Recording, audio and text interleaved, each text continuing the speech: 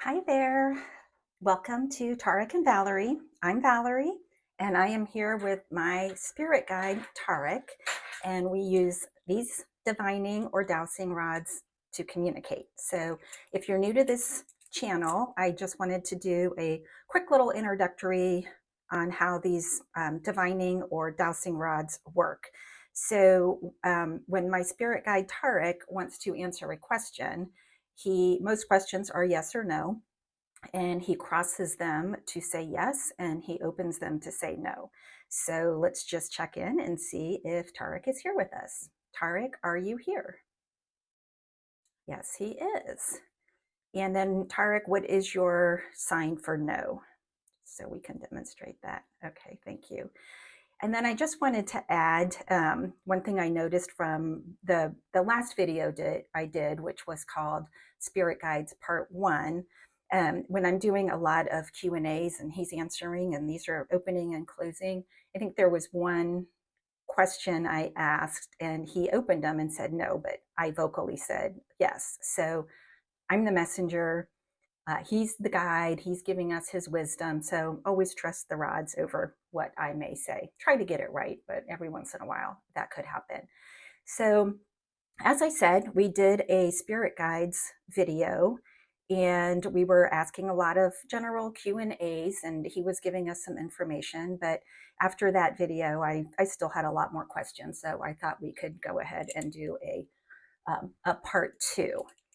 So one thing I thought might be important to share is when I discovered that I could communicate with Tarek with these and learned his name, and I asked him a whole bunch of questions, but you all don't have that information. So I thought it would be good to maybe give a little bit more background on Tarek and how he works. If he's my guide, then how's he answering your questions or things about what's happening in the world? So I thought we would start there.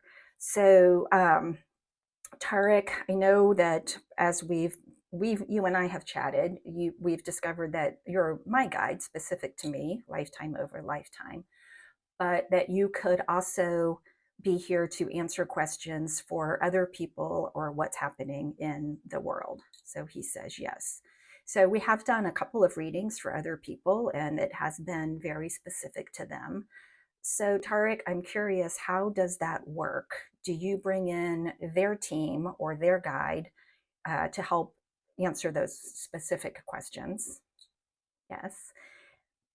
And I'm also wondering if there is, if all of our history and everything about us is stored in the Akashic records that we hear about sometimes. Yes.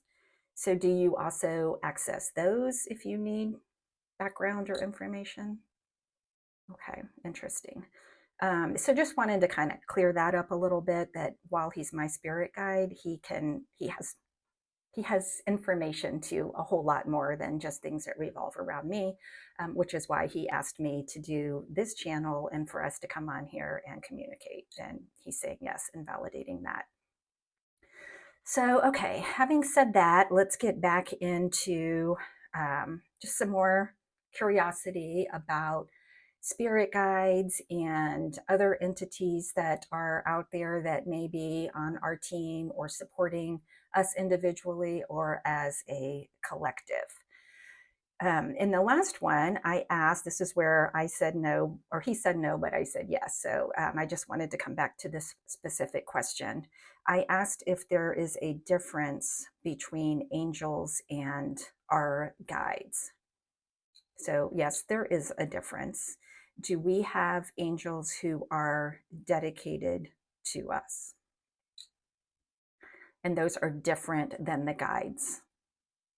Okay, so I think when I just said, he said yes, he was validating my question. So let me just ask that one more time. So, Tarek, are angels and spirit guides different? No. Okay, so that goes back to the first round and what he was just trying to say. So, in episode part 1, we learned that we have a team, we have a dedicated spirit guide, and then as our life progresses, there may be times where we need some entity, think last time I called them a person, and I'll probably keep doing that. No, they're not a person. That come in to help and support with some specific situation that we're going through. So he says yes. Okay, so I'm also curious, how is that different from where our loved ones who've passed over part of our team? They are. Okay, so obviously they are not with us our entire life because they were here on earth with us at one point, but they stay connected to us after they pass over, and they can communicate with us. I'm sure, like we talked before, it's just hard for some of us to really decipher that they're there or trust that they're there. And are they trying to send us messages to let us know that they're around? If we ask for specific signs or messages, do they do their best to deliver that to us? Yes. And I think for us, in the human body, it's very easy to disregard those and say, oh, that wasn't really real. That was a coincidence. And I think maybe the more we ask and the more we validate that, thank you for sending that to us and realizing it's them, the more often we may be able to receive them. And Tarek is validating that that is true. Okay, so then that's a little bit about us on an individual level and how we communicate with our team. A very little bit. There's a whole lot more to discuss. I'm also curious about the collective experience. So when we think of masters like Jesus or Buddha or many others, um, are they here to also support us individually? Okay. So when people are praying to Jesus or whoever their person is or their entity is, that is somebody in spirit who is aware of what is being asked, and he's saying yes, yes, yes. Okay. Does it matter? Obviously, here on the earthly plane, there's a lot of different religions, and they cause wars, and people are like, you're not in my group, you're the other. And obviously that's been something that's been going on since the beginning of time. So does it matter? Does religion matter? No. And in our first episode, Tarek indicated that there's a cosmic plan. That was the message he gave for us in episode 1. So as part of that cosmic plan, I guess all of these entities fit together and work together to help us in our earthly experience. Yes. And so, as a collective, right now, these times seem to be chaotic, as we've talked about, and they seem to be changing. Um, is there additional support coming to us as a group on Earth right now? Yes. Is that more than we've ever experienced before? Yes. And when you say be the light, as we're waking up and becoming more light filled, does that bring in more support? Yes. Okay. So, one of my questions that here on Earth, we're in a very 3D experience and everything is time related. So, we have the past, the present, and the future. Where you are, is there time? No. And that's a concept that's difficult for us to understand and conceive of, because if there's no time and everything's happening, then why do we go through this? Yes, everything's happening at once. Yes, a really confusing concept for us. Um, so also, as I think through that, and I'm also just curious, when we think of guides and angels and loved ones who've passed over and masters, we think of them being out there and we're here. Yes, he's confirming that. Is that true? Are you out there? No. So are you here with us? Are you here with us all the time, or only when, or all the time? Yes, so not just when we ask, you're surrounding us. So is it, we hear of different dimensions or planes of existence? Yes. That's a whole nother thing to get in to delve into in detail. But um, sometimes we hear on Earth you're 3D, you're moving into a new dimension, maybe 4D, maybe 5D. I'm not 100% sure. Tarek saying yes. Um, we have a perception here when I say that you're out there and we're here, that there's a veil or a barrier between us all. And that in order to communicate, we have to pierce that veil or see through the veil or lift the veil or the veil is thinning. Is that really true that we have to do that? No. Is it true that there is a veil, so to speak? Obviously, not a physical veil, but a barrier between us. Okay, so going with that, if there's not a veil and you're not out there far away from us and you're here, I think our notion tends to be we need to reach up and out to connect. So, saying that is what we think. So, is the answer really more to go within and connect with you and whoever else we want to connect with inside of us, like through our heart center, maybe? Okay. And I think that's easier said than done because it's still like, what does that mean? How do we do that? Yes. Do you want to say something about that, Tarek?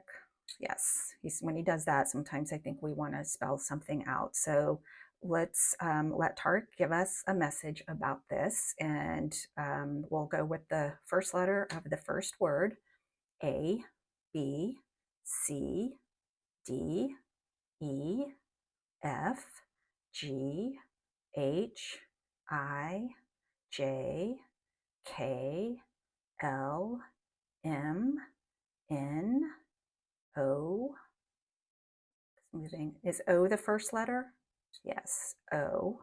Okay, the next letter: A, B, C, D, E, F, G, H, I, J, K, L, M, N, O, P. P is the second letter. Is the word open? Yes. Okay. Is there another word? Yes. Okay. This first letter of the next word: A, B, C, D, E, F, G, H, I, J, K, L, M, N, O, P, Q, R, S, T, U, V, W, X, Y. Is the second word your? Open your. Okay, the next word: A, B, C, D, E, F, G, H, I, J, H. Sorry, it started to move and I went too fast. The third word starts with H. Is it heart? Yes. Open your heart. Yes. Is there another word? So the message to us to connect is to open our heart. Okay. That makes sense, but how do we open our heart? Do we meditate on that? Do we visualize our heart chakra and our heart space opening? Do we visualize light filling that space? Does it matter what color light we use to fill that space in our imaginary scenario? Just use light. Imagine our hearts opening and filling with light, and I would assume love. And that's how we open and deepen our connection with spirit. Okay. Okay. I love that message. I'm just sorry, I was thinking about it for a moment. The being the light, the cosmic plan, and that open our hearts are the messages we've received from Tarek recently. And the more that people do that and practice it, there's a cumulative effect. Yes. So I'll share one thing I do sometimes that I don't think I've ever shared with anyone. It's just something I've done for a long time. Um, if I'm in a crowded area, like a movie theater or a concert or an airplane or a place where people are gathered together, I will oftentimes just kind of silently think about putting light in my body and building that up and then whooshing it out to everyone that's there. Tarek, you probably know that I've been doing that for a long time. I don't know if other people do it, but is that helpful? Yes. Okay, I would be very curious to know if anyone else out there does that same thing. It's just a quick little exercise, and I imagine like a bubble surrounding us, maybe starting with the few people around me and spreading out and encapsulating us all in just a nice white light protective bubble of love. Okay, so maybe that's something you all could try, but I'd love to know if anyone else does that because it's something I've always done. Um, okay. Tarek, do you have any more messages for us today? Thank you. So again, there's so many layers and so many things that we could dig into and ask Tarek about. And I've got so much curiosity and we'll be tackling those, but I would also love to know if there's anything in particular that you all want to know. So please put comments in there, and we will ask the questions. And Tarek is more than willing, he says, to be here to answer them. And again, if this is of any interest or something that resonates with you, we would love it if you would like the video and subscribe to our channel. We'll be putting out videos regularly covering lots of topics around the universe and spirituality and all of those fun things, as well as talking about some of the current events and what outcomes might happen from those and where we as a planet are heading. And everything I understand, it's to a good place. It's just we got to get through a lot of muck before we get there. And Tarek agrees with that. So with that, I just want to thank you again for joining us today, and we will see you next time.